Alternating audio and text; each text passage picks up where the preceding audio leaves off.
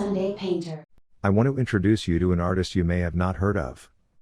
Franz Winterhalter. In this short video, we will take a quick look at an art just to pique your curiosity to learn about a new art and a new way of seeing. For more art information like this, subscribe to the Sunday Painter and hit the little bell so you know when I post a new art-related video. Also, you can leave a name of an artist you would like to know more about in the comments. So who was Franz Winterhalter and how learning about his art may change how you do yours? When I was young, long before the internet, I fell in love with Winterhalter. There was a book in the library and I would check it out and look through the beauty. I find these paintings, high elegance. Elegant dressed people with perfect lighting. At this time I didn't know how he did these beautiful paintings, but close to 60 years later I do. I think what it would be like if I could go back in time and train myself to paint like this. But sadly this could never happen. Looking through his work still amazes me today and you will find it a treat. So let's learn a little bit about Winterhalter. Franz Winterhalter (1805–1873) was a German painter and lithographer, known for his flattering portraits of royalty and upper-class society in the mid-19th century. His name has become associated with fashionable court portraiture. Among his best-known works are Empress Eugenie surrounded by her ladies-in-waiting, 1855, and the portraits he made of Empress Elizabeth of Austria, 1865, born in the small village of Menzenschwan, now part of Sankt Blasien, in Germany's Black Forest in the electorate of Baden.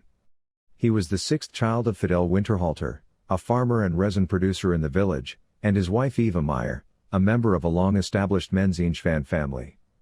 His father was of peasant stock and was a powerful influence in his life.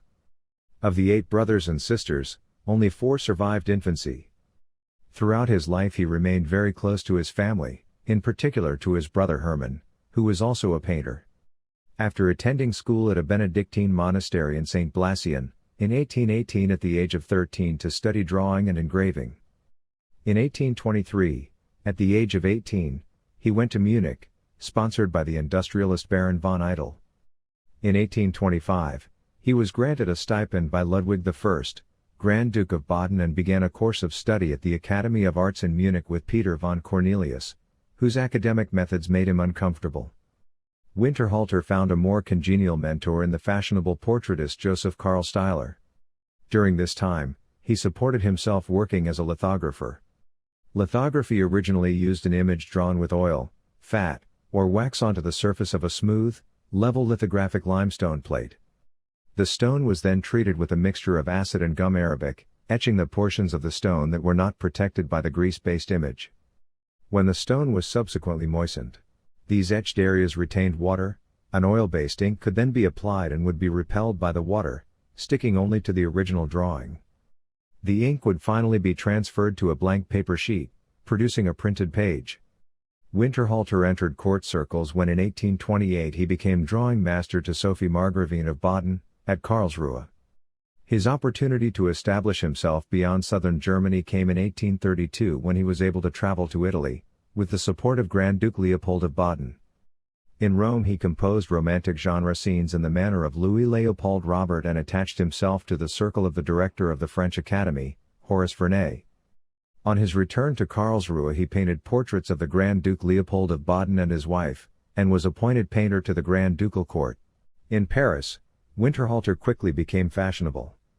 He was appointed court painter of Louis Philippe, the King of the French, who commissioned him to paint individual portraits of his large family. Winterhalter would execute more than 30 commissions for him. This success earned the painter the reputation of a specialist in dynastic and aristocratic portraiture, skilled in combining likeness with flattery and enlivening official pomp with modern fashion. However, Winterhalter's reputation in artistic circles suffered. The critics, who had praised his debut in the Salon of 1836, dismissed him as a painter who could not be taken seriously. This attitude persisted throughout Winterhalter's career, condemning his work to a category of his own in the hierarchy of painting. Winterhalter himself regarded his first royal commissions as a temporary intermission before returning to subject painting in the field of academic respectability, but he was a victim of his own success, and for the rest of his life he worked almost exclusively as a portrait painter. His success in this field made him rich. Winterhalter became an international celebrity enjoying royal patronage. Persistence saw Winterhalter survive from the fall of one dynasty to the rise of another.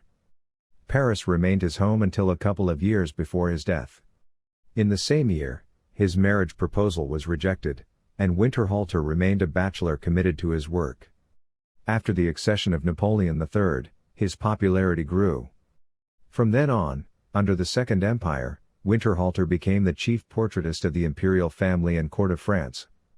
The beautiful French Empress Eugenie became a favorite sitter, and she treated him generously. He matched his style to the luxury and relaxed atmosphere of the age, its hedonism and gaiety. His female sitters of the 1850s and 1860s inhabit a different physiological climate from those he painted earlier. They are not reticent and reserved. His male sitters inspired few original or memorable compositions. Winterhalter's portraits were prized for their subtle intimacy. The nature of his appeal is not difficult to explain. He created the image his sitters wished or needed to project to their subjects. He was not only skilled at posing his sitters to create almost theatrical compositions, but also was a virtuoso in the art of conveying the texture of fabrics, furs and jewelry, to which he paid no less attention than to the face. He painted very rapidly and very fluently, designing most of his compositions directly in the canvas. His portraits are elegant, refined, lifelike, and pleasantly idealized. Concerning Winterhalter's method of working, it is thought that, practiced as he was at drawing and representing figures, he painted directly onto the canvas without making preliminary studies. He frequently decided upon the dress and pose of the sitter. His style was suave, cosmopolitan and plausible. Many of the portraits were copied in his workshop or reproduced as lithographs. To deal with those pressing for portrait commissions, many of whom were calling for multiple replicas, Winterhalter made extensive use of assistants. No portrait painter had ever enjoyed such an extraordinary royal patronage as Winterhalter. Only Rubens and Van Dyck worked as he did in an international network. For the women of this time were expected to not only be exemplary mothers, but also to have a great fashion sense. Through their fashion, women became the mirror of their husbands. Since men's clothing was very minimally ornamented and most men of higher status wore uniforms, it was harder to differentiate them. Therefore it became the woman's role to show her husband's social position through her extravagant dresses. The more embellishments and jewelry she wore suggested the higher social status they had. Winterhalter sought respite from the pressures of his work with holidays abroad in Italy, Switzerland, and above all Germany. Despite the many years he lived in France, he remained deeply attached to his native country. For all his success and popularity, Winterhalter continued to live simply and abstemiously. In 1859 he bought a villa in Baden-Baden, his favorite vacation spot. These paintings are more than a pretty picture of ladies in a landscape. Instead, seen by millions, might more accurately be understood as a work of propaganda. Using fashion as a lens of analysis can reveal a nuanced understanding of a work. Beneath Winterhalter's seemingly superficial depiction of beautiful ladies, the nuances of political power, gender, and ethnicity are revealed. Some of the most important things I learned about portraiture, beyond the skill of painting a good likeness. People want to look their best, knowing that a painted portrait may last through generations.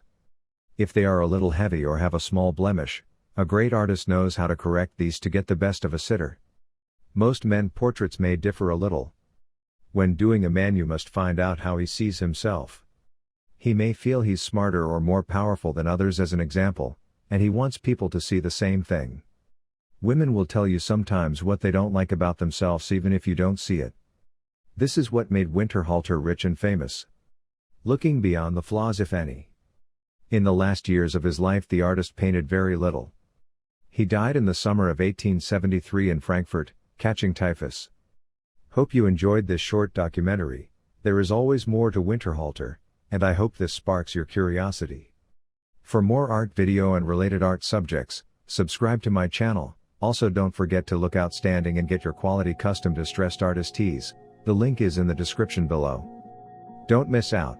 You may find something you like or a gift for someone, nowhere else in the world. Be unique. Please leave a positive comment. Have a great day and thanks for watching.